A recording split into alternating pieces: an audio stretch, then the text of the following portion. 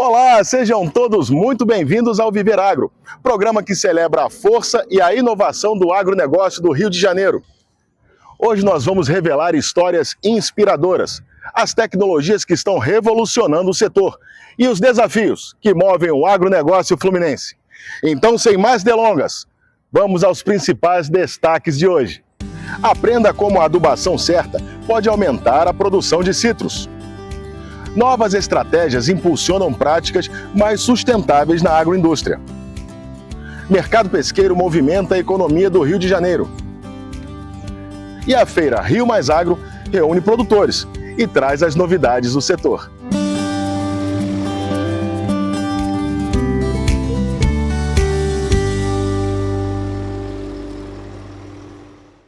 Olha, para quem não sabe, o Brasil é um dos maiores produtores de citros do mundo.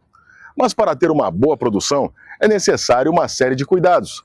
Por isso, nós recebemos hoje em nosso programa a agrônoma Diana Franco, que vai trazer uma série de dicas fundamentais para uma boa adubação de citros. Para vocês, uma das coisas muito importantes, né, um dos indicativos para a gente ser assertivo, reduzir custos, que é o momento certo da adubação. Então, tem alguns indicativos que você pode estar observando o produtor rural. Uma delas é, aqui a gente está numa propriedade que, se vocês observarem, o produtor deixa, né, uma camada, né, de palha no solo. Isso é essencial para proteger, né, o solo, faz com que o solo não perca a umidade. Nesse caso aqui, dessa propriedade, a gente está trabalhando com um solo mais arenoso, então mais ainda essa camada é fundamental para ele não perder a umidade. E eu vou mostrar para vocês, inicialmente, né, a gente vai vir aqui, a gente está numa região nesse momento que não está tendo chuva. A gente está com mais de um mês aí sem chuva, pequenas estiagens, que não vai ser o suficiente para poder molhar esse perfil do solo. Então, esse vídeo vai ser dividido em duas etapas. Hoje eu estou aqui, não está chovendo, eu vou mostrar para vocês como é que está esse perfil do solo, como é que está essas raízes, que são as radicelas. E são elas que são as responsáveis por fazer essa absorção desses nutrientes do solo e os que a gente vai colocar. Então, aqui eu vou abrir para vocês. O produtor faça isso sempre na projeção da copa, tá? É importante isso. E aqui, a gente vai aqui cavar, né, um pouco aqui com as mãos. Vocês podem usar uma ferramenta também. E aqui vou tirar essa grama aqui. E aqui a gente vai limpar o terreno. Se vocês começarem a perceber, a gente ainda não tem tanta presença das raízes. Ó, todas essas aqui, ó, são as nossas radicelas. Você vê que ainda não está tão representativo, né? São poucas as quantidades. Por quê? Porque a gente não tem chuva. Um teste bom de fazer é corta na dúvida e aí o produtor, ó, pode vir macerar com as mãos as raízes e sentir o cheiro. Não tem dúvida, é do citrus, viu? É da sua laranja ou vai ser do seu limão, da sua tangerina. Isso é um teste super fundamental para o produtor, é um dos indicativos. Depois, né, a gente vai regar essa planta com a quantidade certa, no mínimo 30 milímetros, tá? A gente vai fazer a medição, a gente vai irrigar essa planta e daqui a uma semana eu vou vir aqui nesse mesmo local, nessa mesma planta e eu vou filmar para vocês. A gente vai regar de torno de 30 a 50 milímetros, tá? E a gente vai ver na prática o quanto que mudou essa área, o quanto que essas radicelas cresceram. E isso faz com que o produtor seja o melhor momento para ele poder estar adubando, porque essas raízes vão estar prontas para receber o adubo.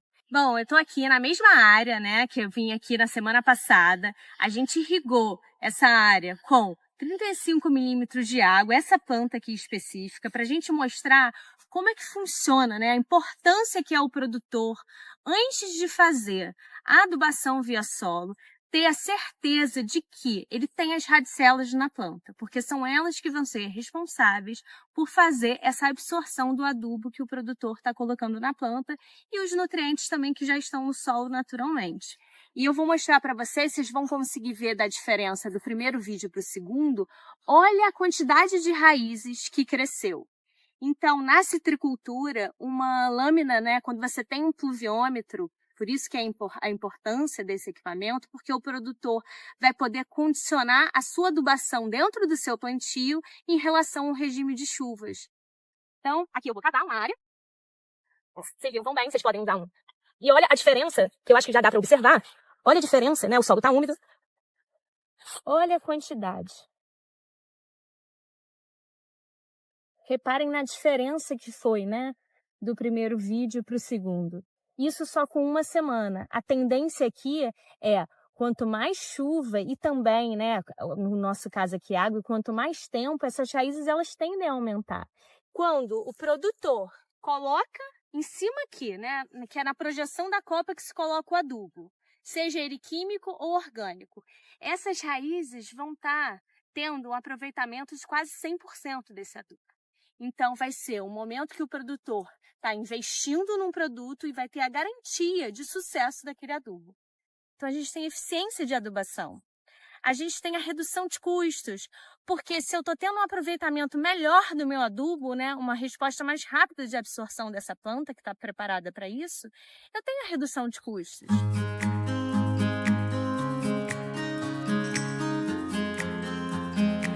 Bom, com isso, eu espero que eu possa ter contribuído com um melhor aproveitamento do pomar de vocês, que vocês tenham maior garantia e segurança para fazer uma citricultura saudável e com muito sucesso.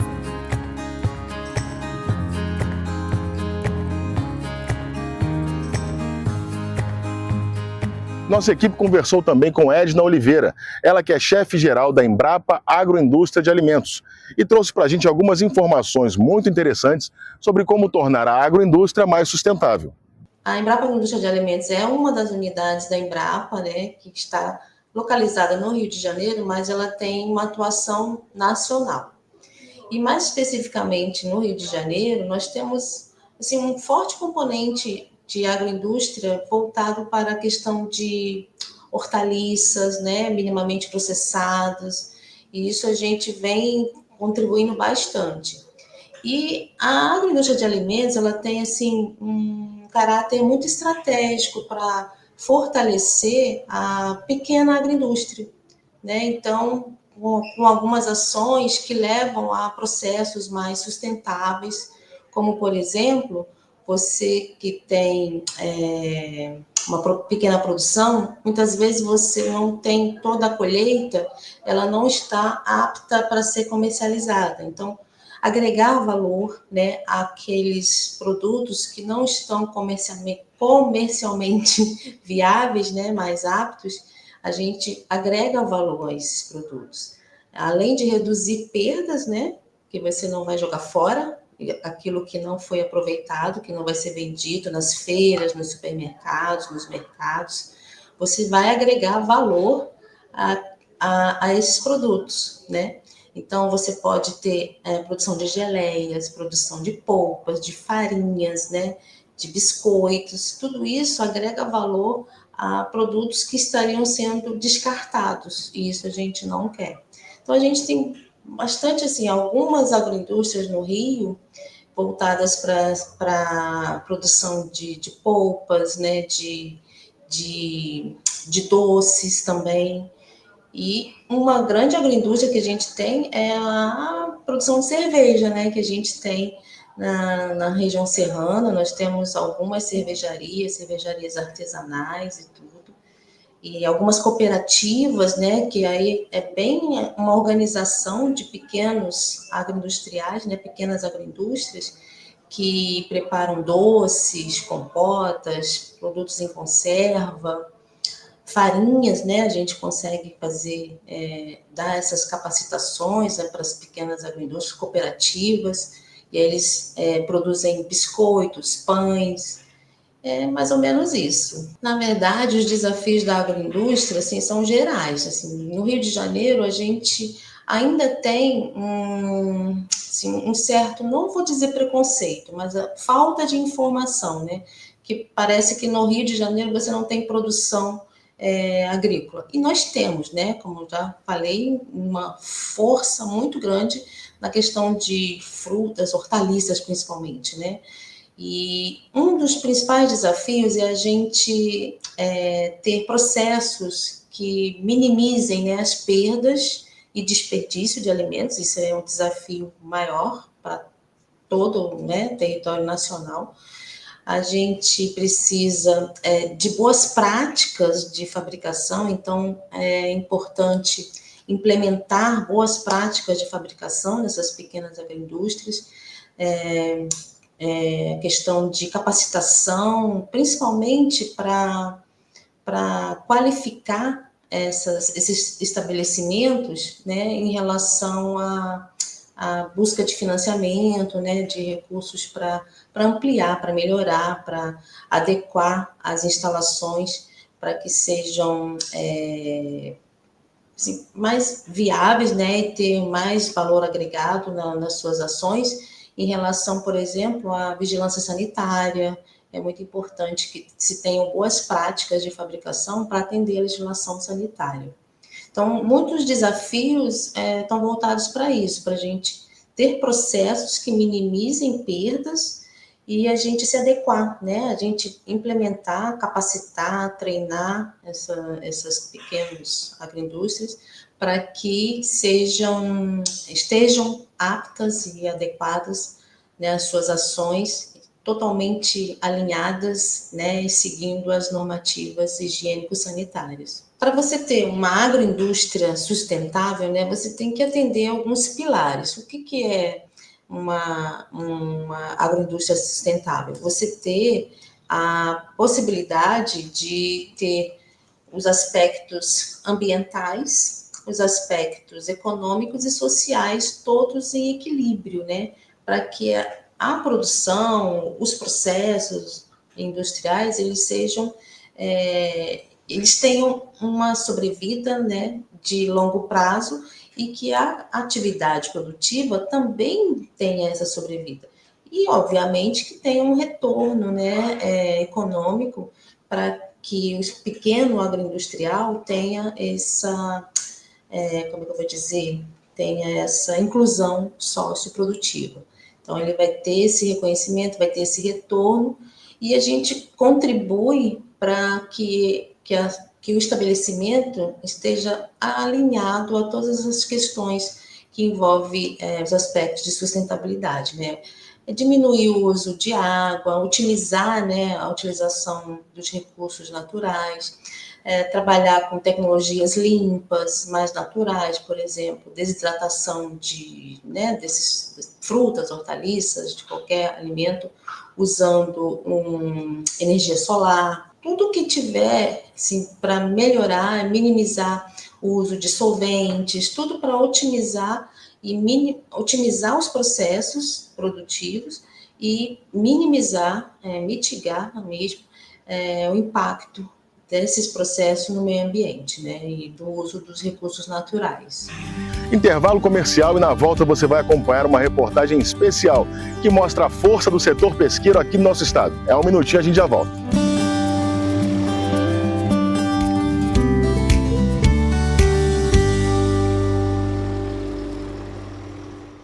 E o litoral do Rio de Janeiro não é somente um dos mais bonitos do mundo, ele também está repleto de peixes e frutos do mar. Isso impulsiona a economia local e ajuda a manter vivas antigas tradições. Vamos acompanhar na reportagem de Perla Torres.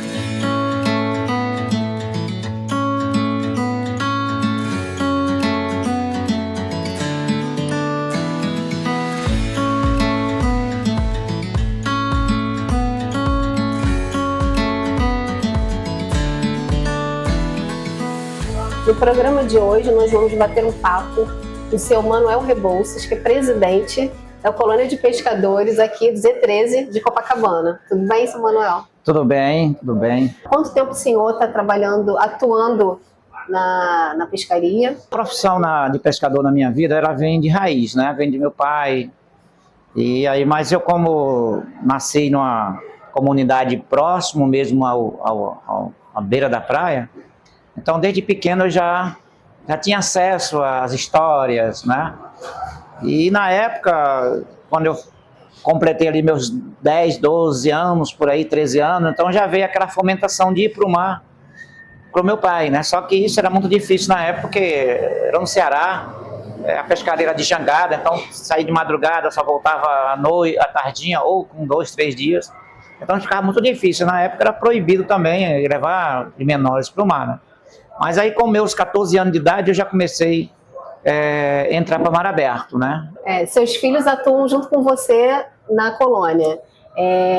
Qual é a importância de ter a família atuando junto, trabalhando todo mundo junto para um bem comum? Essa questão de legado, assim, para mim, que tem uma idade que eu já tenho e os filhos também estão aí na mesma modalidade, apesar das dificuldades, né, que hoje a pesca oferece por conta do monte de situações, mas eu fico feliz porque vejo que tem alguém, né, com as minhas raízes, dizendo que ser pescador embora não apareça muito assim na sociedade, né, como deveria aparecer, mas ser pescador simplesmente é um cidadão que tem identidade, né, que representa para a sua cidade, o seu estado e o país uma peça importante na questão da alimentação, por exemplo, né? Então a gente começa a trabalhar tudo isso e fica com essa identidade de raiz desse personagem pescador na costa brasileira. Falando sobre a colônia, são quantos pescadores que atuam com você aqui? Olha, essa colônia aqui, a Z13, ela tem um território. Aliás, todas as colônias de pescadores têm um território, né? Isso aí vem desde a Constituição. Então a colônia Z13 ela tem um território da Urca ao Pontal do Recreio, incluindo as lagoas de Jacarepaguá e Rodrigo de Freitas. É um território dessa colônia, né? Mas aqui mesmo na sede, nós temos somente 20 barcos. Esses barcos comportam de 2 a 3 pescadores, né? Então a gente trabalha aí com a média de 50 pescadores, 60 pescadores aqui, né, trabalhando nesse lugar aqui, Copacabana. Como que é a sua rotina na pesca? Olha, a rotina do pescador, e aí eu tenho que falar por todos desse nosso Brasil, né? Mas a rotina do pescador, ela não é diferente daquele trabalhador que tem que pegar o ônibus de madrugada, embora que ele esteja numa cidade, né? Mesmo o pescador estando no interior, ele às vezes mora distante da praia.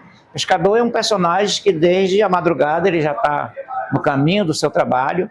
Nós aqui costumamos colocar nossas redes hoje, por exemplo, e elas ficam arteadas até amanhã de manhãzinha cedinho, por isso que essa questão de cedinho para o mar é importante.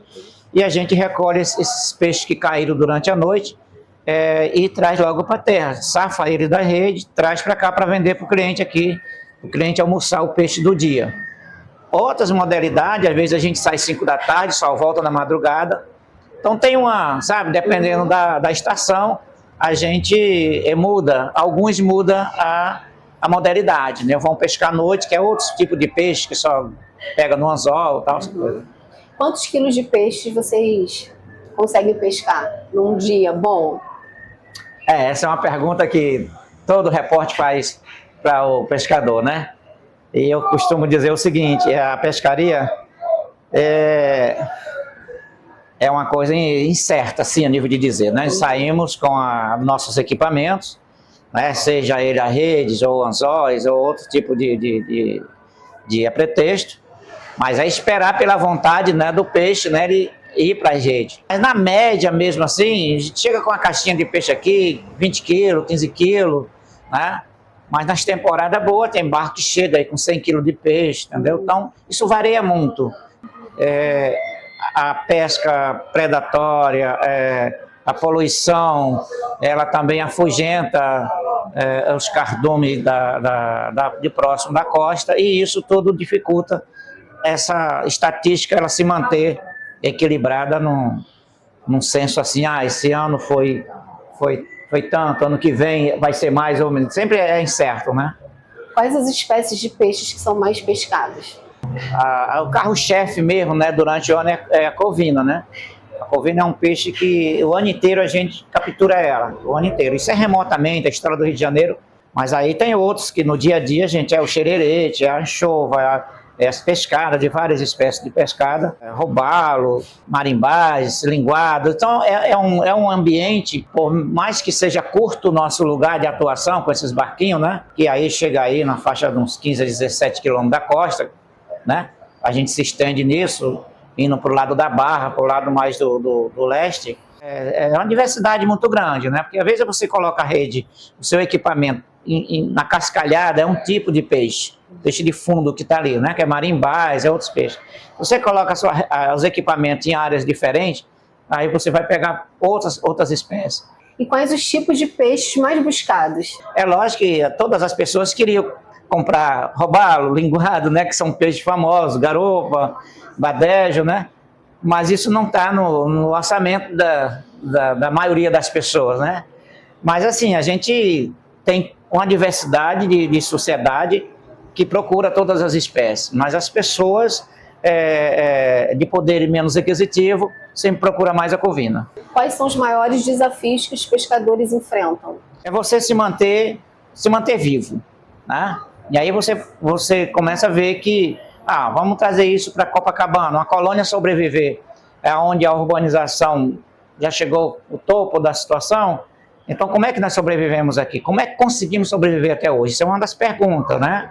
E aí a gente traz lá o começo, lá, como é que foi, como é que toda essa evolução encontrou Copacabana e quem estava aqui lá no princípio? Essa é a primeira pergunta. E aí a gente vem no passo a passo, né? Então, se evoluiu a cidade e os pescadores, eu acredito que em muitos momentos se valeram de São Pedro, se valeram de Jesus, se valeram de outros personagens, né, que sempre está na vida do pescador, para continuar aqui, né?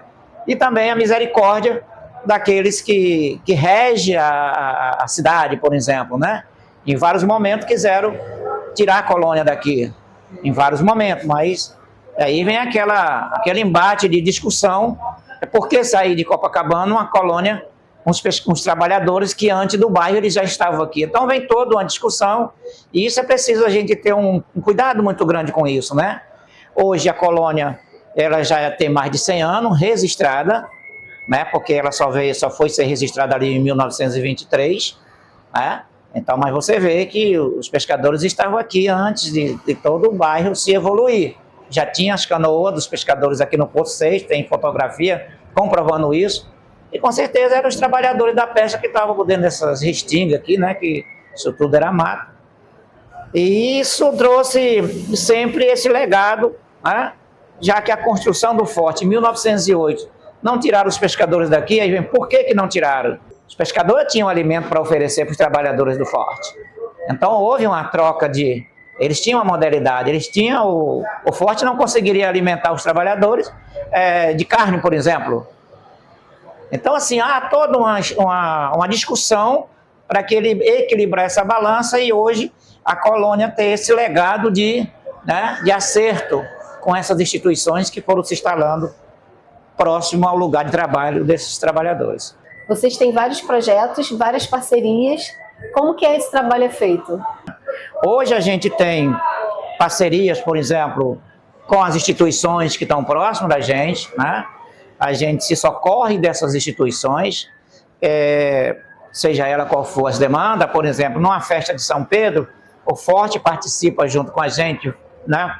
O Clube Marimbá também, o Terceiro Gemar também, o hotel também. Então a gente tem parceria dos vizinhos e das outras instituições. Hoje a Colônia Z13 é muito próxima a Águas do Rio, por exemplo, uma empresa que trabalha aí com a questão do saneamento. Então a gente trabalha em parceria também para dar uma contribuição a essas empresas na melhoria do saneamento, por exemplo, né? Fazemos parte das águas. Eu vi a necessidade que, mesmo tendo os meus 2 filhos como pescadores, mas vi que muitos outros veteranos não conseguiram segurar os filhos na pesca, tal. Né? Então, eu escrevi um projeto de formação de jovem para pesca. A gente já executou isso lá em 2022. E agora a gente, na época, a gente trouxe 20 jovens para, além, prioridade seriam da família dos pescadores, mas não completando aquele nome, a gente expandiu para as comunidades, para dar chance àquele jovem também, que está vulnerável a muitas coisas que tem na comunidade. Então, nesses projetos, a preocupação é isso, é quem vai estar aqui depois de mim. Quero agradecer ao seu Manuel Rebouças, presidente da Colônia de Pescadores Z13 aqui de Copacabana, no Posto 6. Que essa colônia seja bem próspera, continue sendo, que esse legado traga resultados bem positivos para a Colônia Z13. Eu agradeço a oportunidade por mais uma vez ter uma equipe que nem vocês procurando as informações dessa instituição, e a gente vai dando essas informações do que a gente quer para o amanhã. O hoje já está aqui, né? com todas as deficiências, com todos que a gente vê muitas das vezes, mas hoje a gente daqui, então queremos informar o amanhã também. Então, para mim é importante falar nesse momento como que a colônia está, né, e como que ela poderia estar e como ela poderá ser no amanhã. Então, eu agradeço a oportunidade.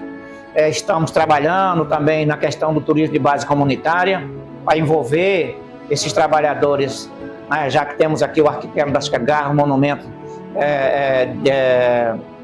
que é integral, né, e tem toda uma chamada aí do turismo, quer dizer, então a gente está buscando também essas para não ficar de fora, porque você chega em Copacabana, toda modalidade de esporte tem, mas o pescador não pode estar nesse degrau, porque senão ele perde a identidade. Então tem toda uma balança que a gente tem que equilibrar para podermos sobreviver, né, porque é assim que funciona, né. Então eu agradeço a vocês por mais uma vez me dar essa oportunidade e estou sempre à disposição aqui para informar vocês o dia a dia dessa instituição. Obrigada. Agora vamos dar um giro pelas principais notícias do agronegócio. Pela primeira vez na história do estado, o Rio de Janeiro realizou uma exportação de gado vivo, com destino à Turquia. O embarque aconteceu no município de Vassouras, incluindo o estado na Rota Internacional do Comércio de Bovinos. Cerca de 1.700 cabeças de gado foram embarcadas, seguindo rigorosos padrões sanitários e de bem-estar animal. O evento reforça a vocação do Norte Fluminense como novo polo de exportação, impulsionando a economia local com geração de empregos e oportunidades para os pecuaristas. E a Secretaria de Estado de Agricultura, Pecuária e Abastecimento do Rio de Janeiro fechou uma parceria com a rede ILPF, Integração Lavoura, Pecuária, Floresta, com o objetivo de fortalecer a agricultura sustentável no território fluminense, por meio da implementação de sistemas produtivos integrados e de baixa emissão de carbono. A estratégia se baseia na recuperação de pastagens degradadas e no desenvolvimento de ações contínuas de capacitação, transferência de tecnologia e disseminação de conhecimento. A Agência Nacional do Petróleo, Gás e Biocombustíveis anunciou novas diretrizes que facilitam a produção de biocombustíveis no país. As regras facilitam a autorização para fabricar etanol, biodiesel e outros combustíveis renováveis, abrindo espaço para produtores interessados em atuar no setor. Com foco na sustentabilidade, a medida promete aumentar a oferta de combustíveis verdes, reduzir emissões e fortalecer a economia do setor. E o Brasil está na vanguarda da inovação agrícola, com o lançamento de um herbicida criado com a ajuda da inteligência artificial.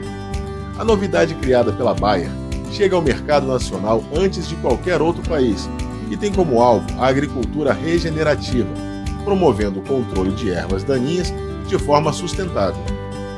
O produto promete reduzir o impacto ambiental, melhorar a saúde do solo e aumentar a produtividade das lavouras. A iniciativa reforça ainda o compromisso do agronegócio brasileiro com práticas mais ecológicas, alinhadas às demandas globais por sustentabilidade. Intervalo comercial. E na volta você vai ficar sabendo o que é defesa agropecuária. É uma entrevista exclusiva com o responsável pelo setor aqui do nosso estado. É 1 minuto, a gente já volta.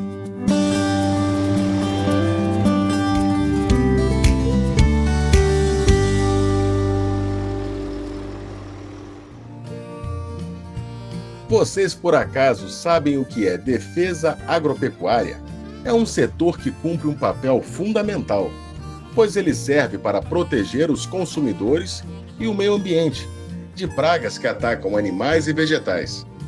Quem traz mais informações sobre isso, em entrevista exclusiva ao Viver Agro, é o Paulo Henrique Moraes, superintendente de Agrodefesa do Rio de Janeiro.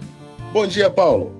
Olá, vamos falar sobre a defesa agropecuária do estado do Rio de Janeiro. Nós somos responsáveis por 4 grandes ações que beneficiam a atividade agropecuária no nosso estado. A gente trabalha com fiscalização, vigilância sanitária, inspeção sanitária e educação sanitária.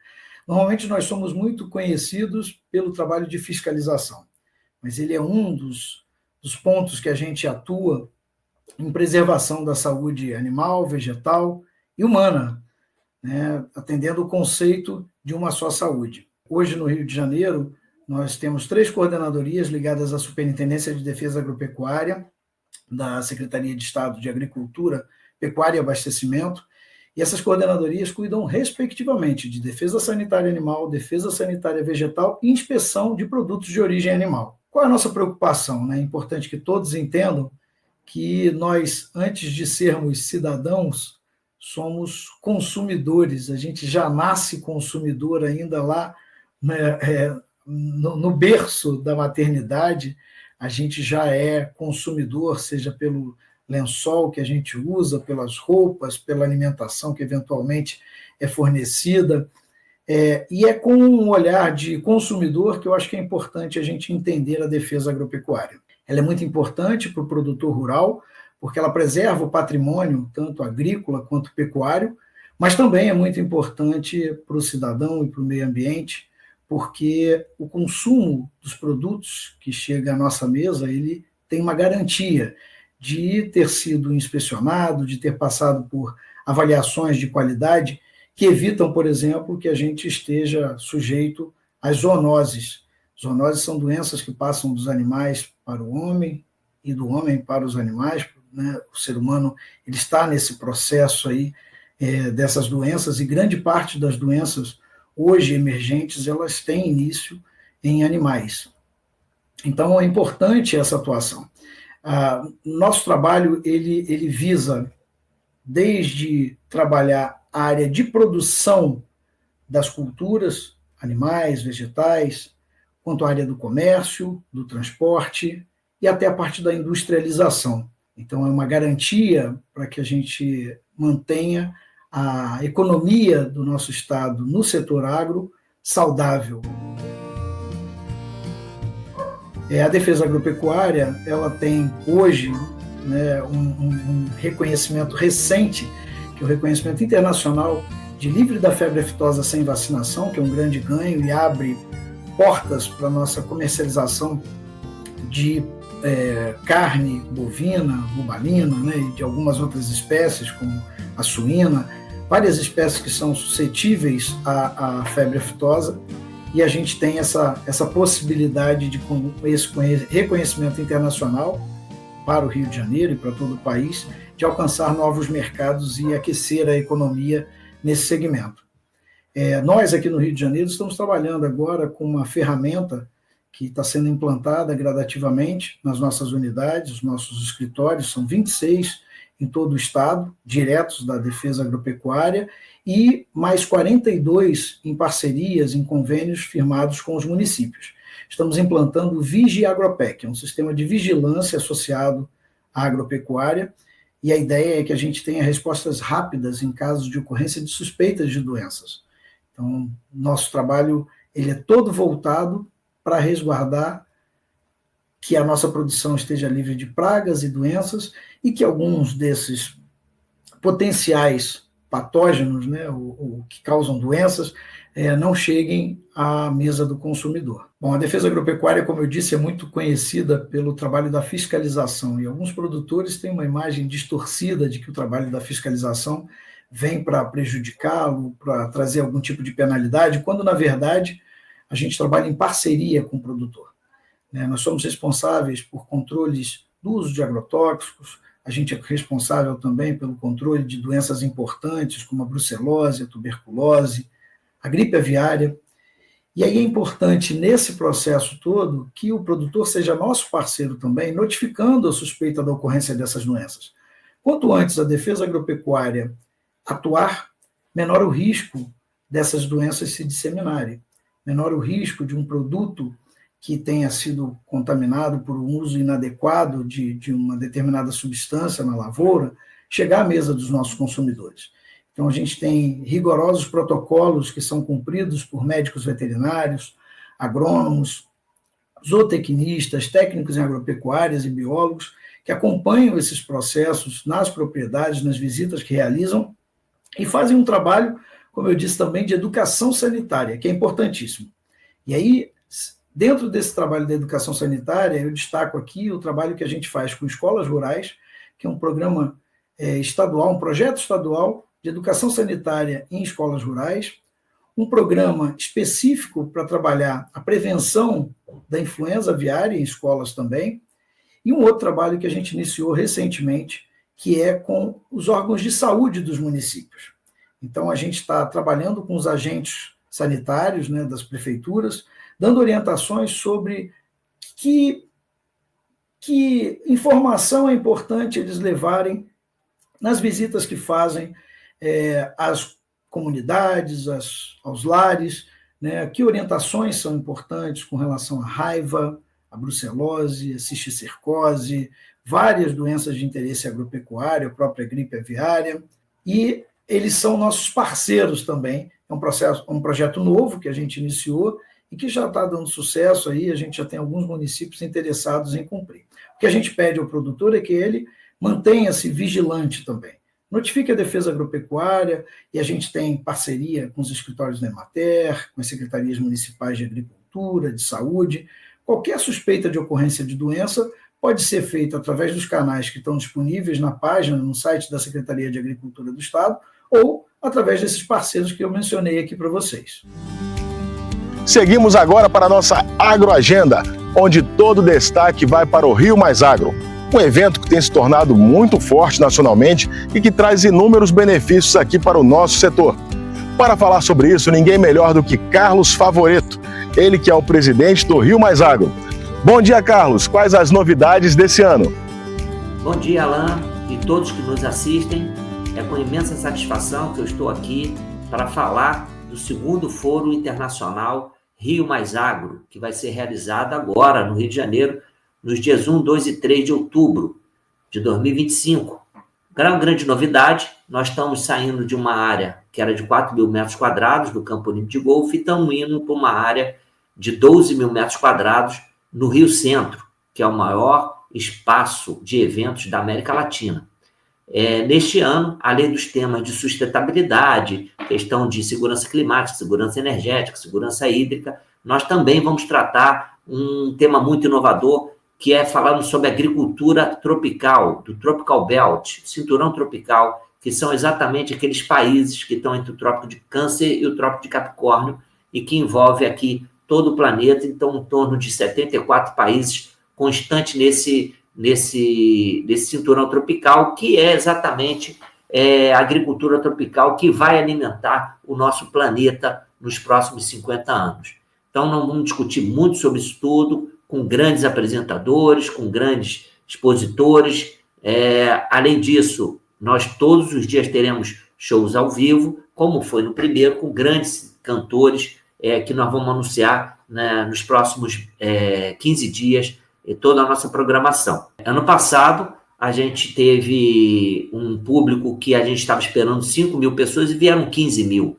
Né? Então, foi um grande sucesso. Esse ano, por o espaço ser maior, a gente está esperando no mínimo 30 mil pessoas até 50 mil pessoas que vão estar nesses 3 dias conosco, tendo a oportunidade de ter acesso a palestras de altíssimo nível, de grandes stakeholders internacionais e nacionais, tanto da área do agro quanto da área ambiental, discutindo esse tema tão importante que é produção de alimentos. Né? Então, assim, a nossa intenção dentro desse foro é fazer com que a gente aumente ainda mais essa comunicação. Isso é muito importante, um programa como o de vocês, porque faz com que a nossa comunicação extrapole as fronteiras, né? E aqui a gente possa atingir aqui um número muito maior de participantes, principalmente de países, esses países do Tropical Belt, que estão em torno de 74 países. A gente, ano passado, tivemos 15 países aqui representando. Hoje, a gente está na previsão de mais ou menos uns 45 países. Então, a intenção justamente é que esse evento seja muito grandioso e que traga benefícios para a discussão desse tema tão inovador que é o agroambiental. Né? Nós temos um potencial gigante, nós já fomos líder de grandes ciclos de cultura aqui, desde a cana-de-açúcar, do café e depois da laranja. Hoje a gente está com uma situação bem abaixo do que poderia estar. Nós temos o dobro da capacidade produtiva em termos de metros quadrados a serem produzidos com produtos agrícolas do país Holanda, e o país Holanda é o segundo maior produtor de alimentos do mundo. Então, assim, a gente tem um potencial muito grande, o Rio de Janeiro, para crescer e atender o seu mercado interno e também atender o mercado externo, tanto a nível internacional quanto a nível nacional, por conta das nossas facilidades de locomoção e também questões de posicionamento de portos. Então, assim, o Rio de Janeiro é um estado neutro, com grande potencial para o crescimento da atividade agrícola, e é um estado que pode e deve fazer com que essa comunicação seja alcançada, tá? Não só a nível nacional, como a nível internacional, que os nossos produtos nacionais, a nossa agricultura brasileira é uma agricultura que vem de práticas sustentáveis. Que práticas são essas? Práticas essas que fazem com que a gente respeite os nossos recursos naturais, renováveis e não renováveis, de tal sorte que gerações futuras possam usufruir dos mesmos. Esse é o conceito do desenvolvimento sustentável preconizado na Rio Eco 92, e hoje a gente vem enfatizar, através do Rio Mais Agro, esse conceito.